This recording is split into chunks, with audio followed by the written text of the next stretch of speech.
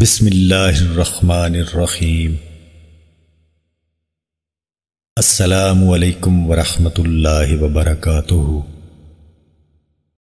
حضرت ابو درداء رضی اللہ تعالیٰ عنہ سے روایت ہے کہ رسول اللہ صلی اللہ علیہ وآلہ وسلم نے فرمایا، کسی مسلمان کی اپنے بھائی کے لیے غائبانہ دعا قبول ہوتی ہے، اس کے پاس ایک فرشتہ ہے جس کی یہ ڈیوٹی ہے کہ جب وہ اپنے کسی بھائی کے لیے غائبانہ کوئی اچھی دعا کرے تو وہ فرشتہ کہتا ہے کہ تیری یہ دعا اللہ قبول کرے اور تیرے لیے بھی اسی طرح کا خیر عطا فرمائے۔ غائبانہ دعا کی جس خصوصی قبولیت اور برکت کا اس حدیث میں ذکر ہے، اس کی خاص وجہ بظاہر یہ ہے کہ ایسی دعا میں اخلاص زیادہ ہوتا ہے۔ معزز ناظرین، ویڈیو پسند آنے کی صورت میں اس کو لائک اور شیئر کرنا نہ بھولیں۔